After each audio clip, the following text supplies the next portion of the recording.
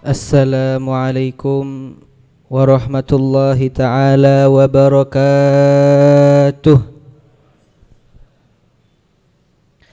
Bismillahirrahmanirrahim. Alhamdulillahi rabbil alamin. Alhamdulillahilladzi asra bi 'abdihi lailan minal masjidil harami ilal masjidil aqsa. Wassalatu wassalamu ala sayyidina Muhammadin sahibil bushra wa ala alihi wa sahbihi wa man ittaba'ahum ila yaumiddin wa la hawla wa la quwwata illa billahil aliyyil azim. Amma ba'd. Alhamdulillah, pertama-tama saya ucapkan rasa hormat saya kepada guru kita tercinta, yaitu Buya Yahya dan Ummi Fairuz, yang selalu membimbing kita, selalu memberikan kita nasihat-nasihat dan untayan-untayan ilmu kepada kita, sehingga mudah-mudahan kita menjadi orang-orang yang berilmu. Amin amin ya rabbal alamin. Dan kita mohon kepada Allah Subhanahu wa taala, semoga orang-orang seperti beliau-beliau ini banyak.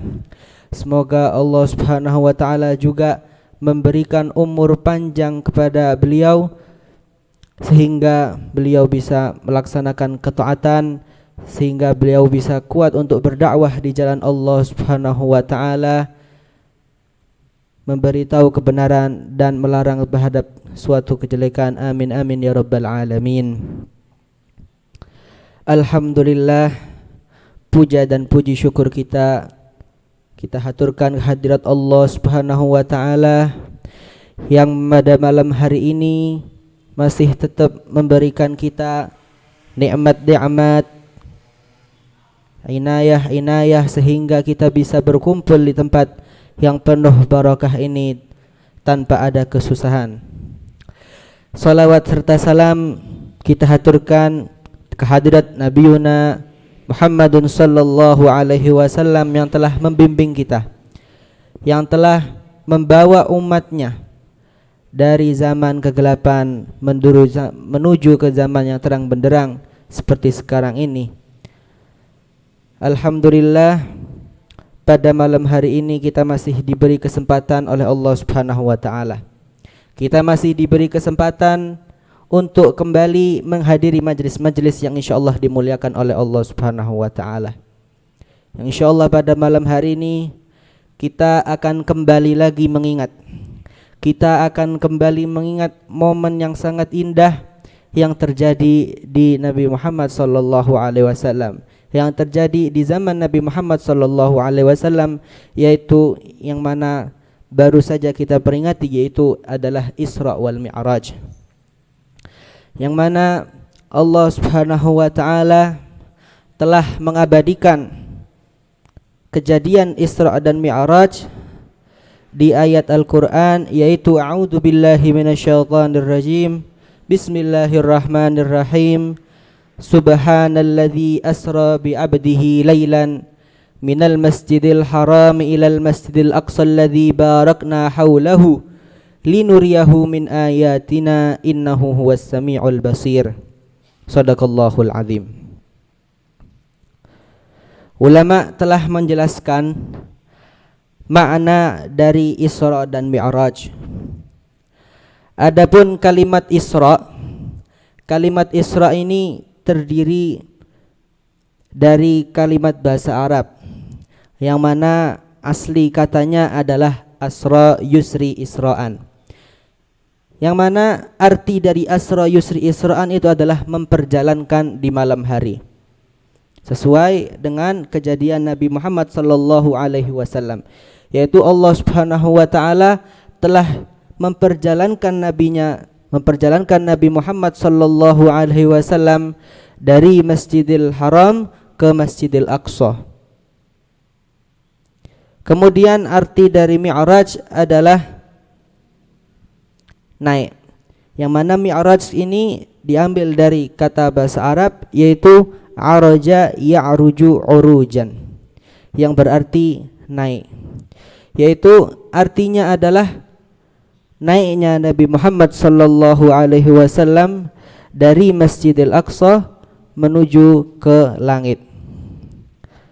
Yang mana hal ini telah disepakati oleh ulama akan terjadinya.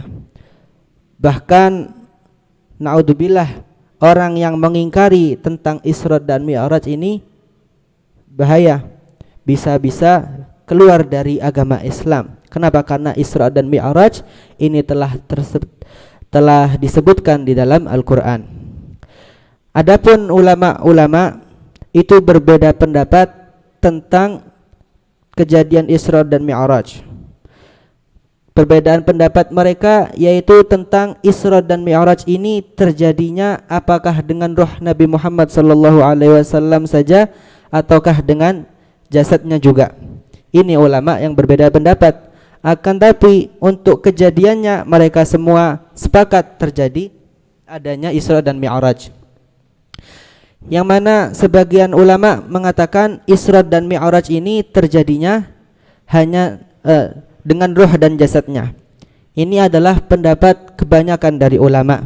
Adapun sebagian ulama yang lain mengatakan Isra dan Mi'raj ini hanya rohnya saja, bukan dengan jasadnya.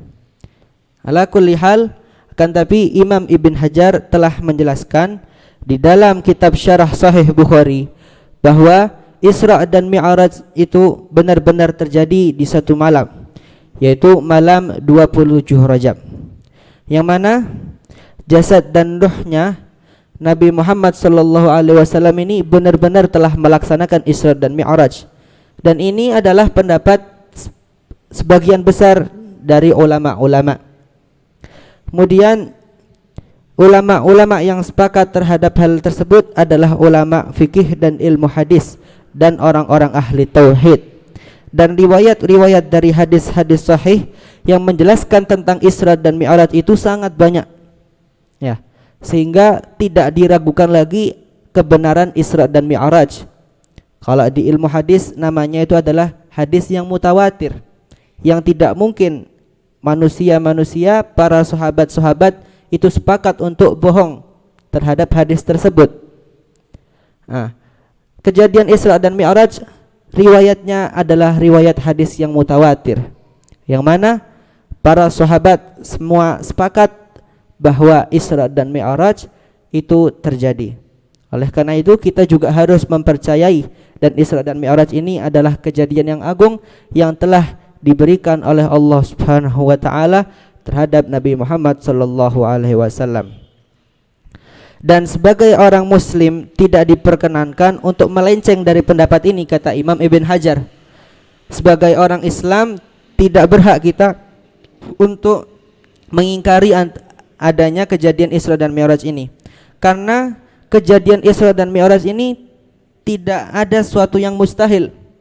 Allah Subhanahu wa taala itu menunjukkan bahwa Allah Subhanahu wa taala itu ala ma yasha'u qadir. Allah Subhanahu wa taala itu mampu untuk melaksanakan segala sesuatu. Begitu juga Isra dan Mi'raj. Allah Subhanahu wa taala ini menunjukkan bahwa Allah Subhanahu wa taala itu bisa untuk melaksanakan segala sesuatu. Kita tidak berhak untuk mengingkarinya. Kalau kita tidak mengakui adanya Isra dan Mi'raj, maka berarti kita ini telah menganggap bahwa Allah Subhanahu wa taala tidak mampu untuk melaksanakan hal tersebut.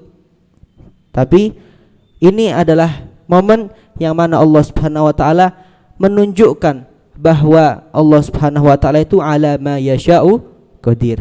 Allah Subhanahu wa taala itu mampu atas segala yang Dia kehendakinya, sehingga Allah Subhanahu wa taala memperjalankan dengan kehendaknya Nabi Muhammad sallallahu alaihi wasallam hanya dalam satu malam dari Masjidil Haram ke Masjidil Aqsa. Kemudian dari Masjidil Aqsa menuju ke langit. Ini adalah semua dari kehendak Allah Subhanahu wa taala. Kemudian adapun asbab musabbab dari Isra dan Mi'raj, sebab terjadinya Isra dan Mi'raj ini adalah yaitu pengaplikasian Allah Subhanahu wa taala terhadap ayatnya yang menyatakan inna ma'al usri yusra. Jadi kejadian Isra dan Mi'raj itu adalah bentuk pengaplikasian Allah Subhanahu wa taala terhadap ayatnya yang berbunyi inna ma'al usri yusra. Fa inna ma'al usri yusra, inna ma'al usri yusra. Allah Subhanahu wa taala telah mengatakan di surat Alam Nashrah laka sadrak, inna ma'al usri yusra, sungguhnya bersama suatu kesusahan itu ada suatu kelapangan. Yaitu diceritakan bahwa pada tahun terjadinya Isra Mi'raj, yang mana tahun itu adalah tahun 10 Hijriyah, itu Nabi Muhammad sallallahu alaihi wasallam tertimpa berbagai musibah. Nabi Muhammad sallallahu alaihi wasallam itu terkena musibah demi musibah yang membuat Nabi Muhammad sallallahu alaihi wasallam ini sedih. Kejadian pertama apa? Kejadian pertama adalah meninggalnya istri beliau tercinta, yaitu Sayyidah Khadijah Al-Kubra. Sayyidah Khadijah Al-Kubra ini adalah istri tercinta Nabi Muhammad sallallahu alaihi wasallam. Setelah meninggalnya Sayyidah Khadijah Al-Kubra pun, Nabi Muhammad masih selalu menyebut-nyebut Khadijah, Khadijah. Kenapa? Karena Sayyidah Khadijah ini adalah istri kecintaan beliau, kecintaan Nabi Muhammad sallallahu alaihi wasallam, yang mana Nabi Muhammad sallallahu alaihi wasallam mencintai Siti Khadijah, begitu juga Sayyidah Khadijah mencintai Nabi Muhammad sallallahu alaihi wasallam.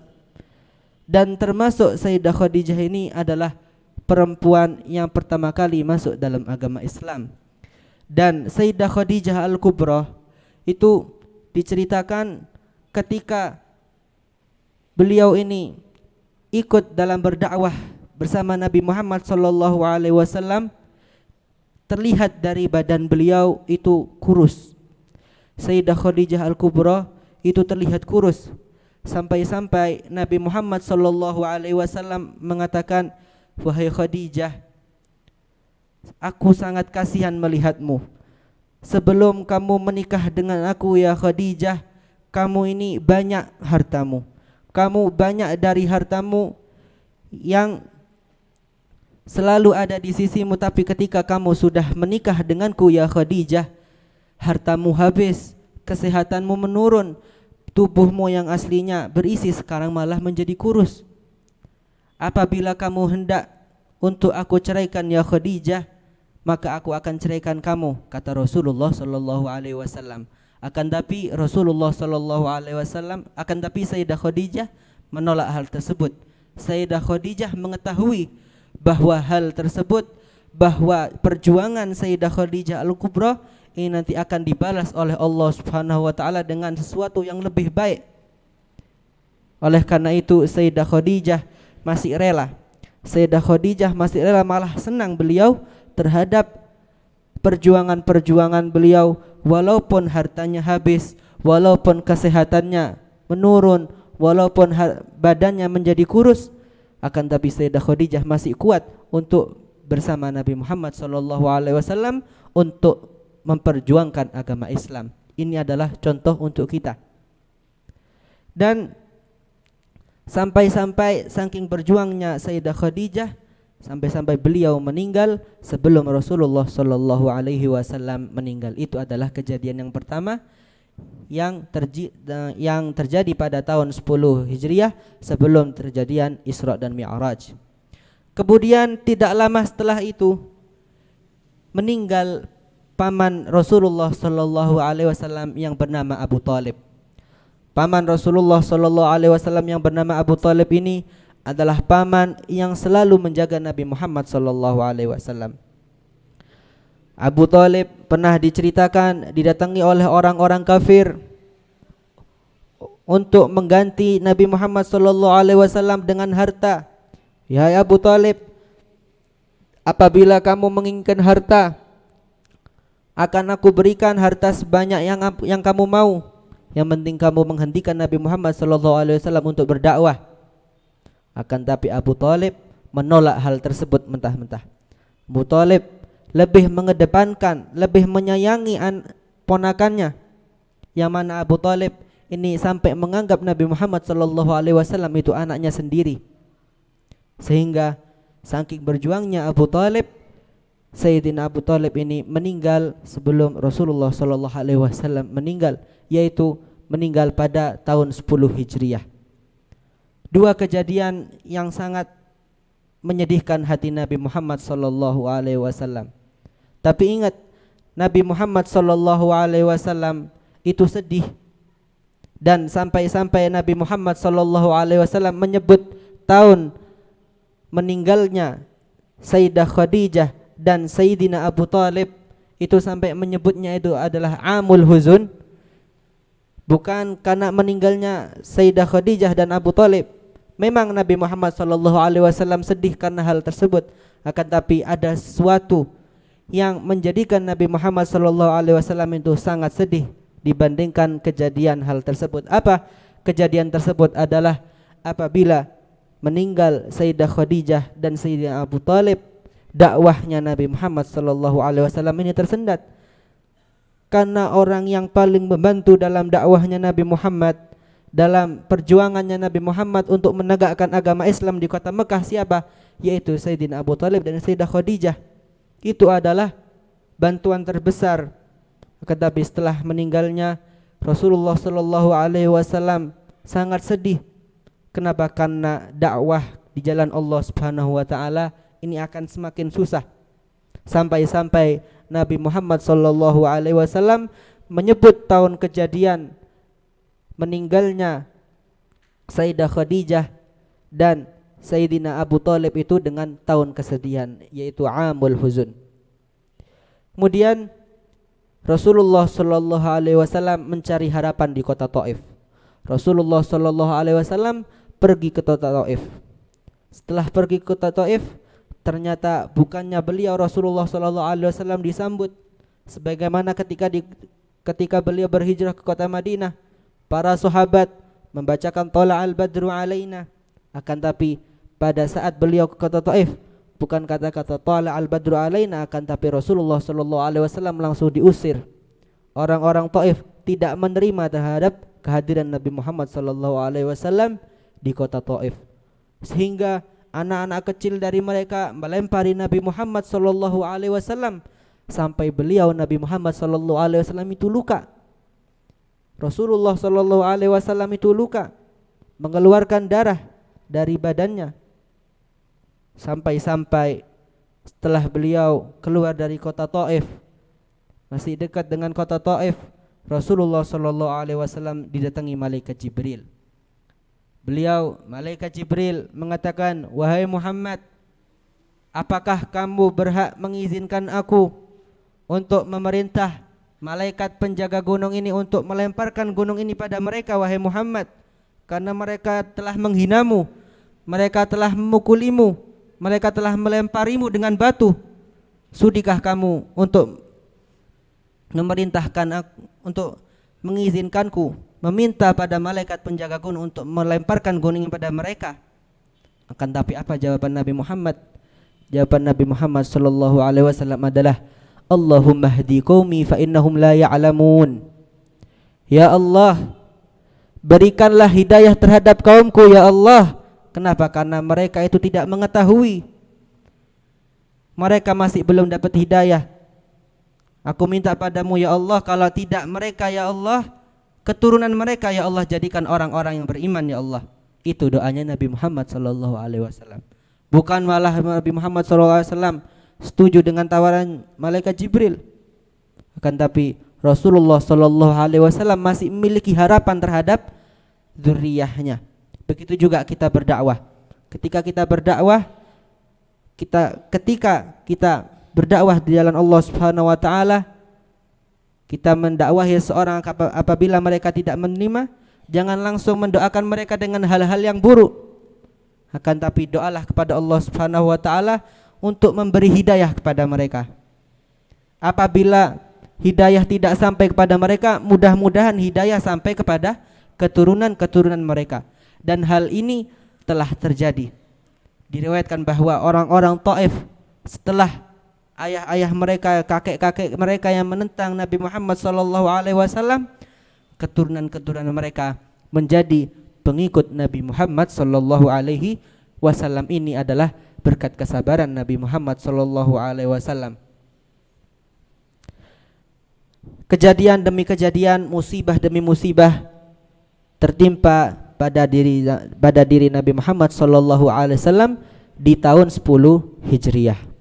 Kemudian Allah Subhanahu wa taala itu ingin menghibur kekasihnya.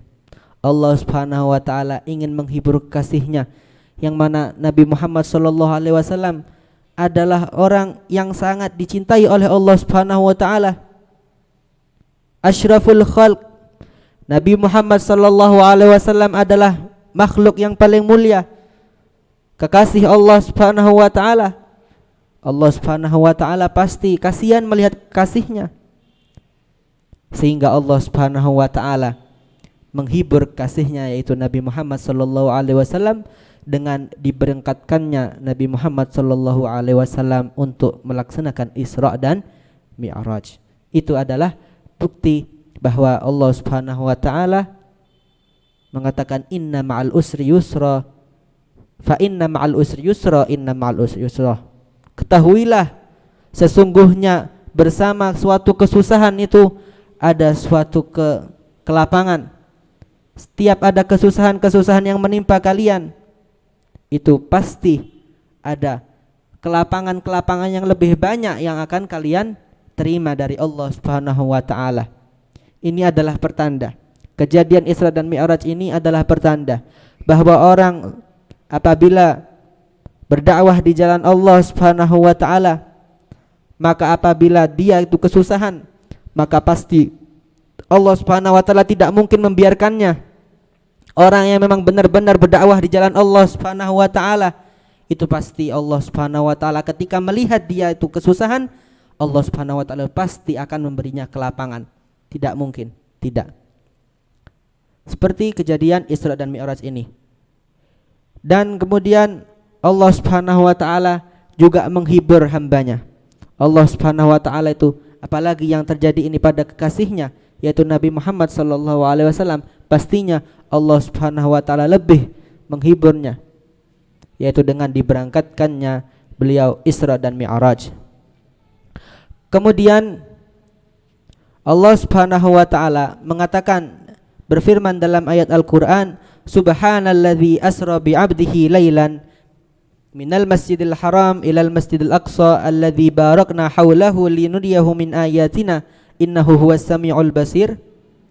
Allah Subhanahu wa taala mengatakan, maha suci Allah Subhanahu wa taala alladzi asra bi 'abdihi, yang telah memperjalankan abdi.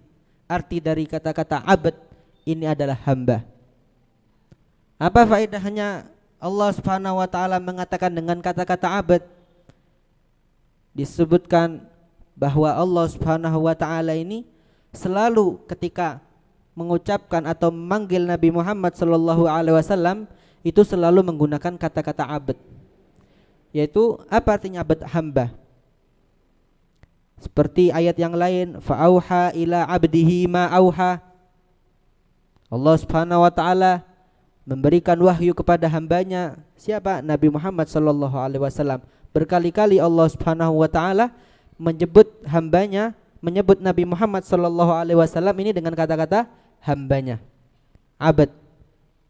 Itu ada faedah yang dijelaskan oleh para ulama, yaitu Allah Subhanahu wa taala kenapa mengucapkan abad, menyebut Nabi Muhammad sallallahu alaihi wasallam di Quran dengan kata-kata abad, yaitu menyelamatkan umat Nabi Muhammad dari perbuatan-perbuatan seperti umat Nabi Isa, yaitu menuhankan Nabi Isa.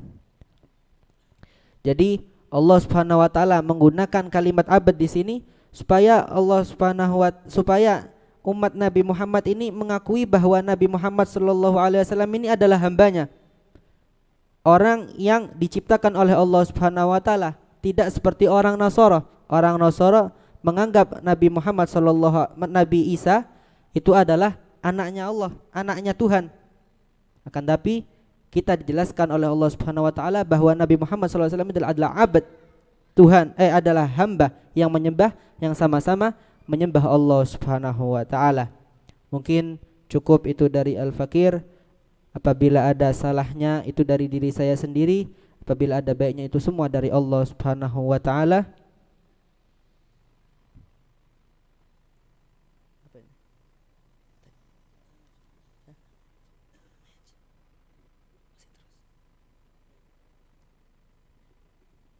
Kita teruskan sebentar ya. Allah Subhanahu wa taala menyebutkan dalam ayat Al-Qur'an, yaitu subhanalladzi asra bi 'abdihi. Jadi ada faedah lain selain menunjukkan bahwa Nabi Muhammad sallallahu alaihi wasallam ini adalah sama-sama hamba. Nabi Muhammad sallallahu alaihi wasallam adalah hamba Allah Subhanahu wa taala. Ada faedah lain. Ada faedah lain yang menunjukkan bahwa kalimat abad di sini, Allah Subhanahu wa taala mengapa menggunakan kalimat abad, yaitu karena Allah Subhanahu wa taala akan menjelaskan bahwa Nabi Muhammad sallallahu alaihi wasallam itu Isra dan Mi'raj dengan jasadnya dan ruhnya. Kalimat abad, apa kalimat artinya abad? Hamba.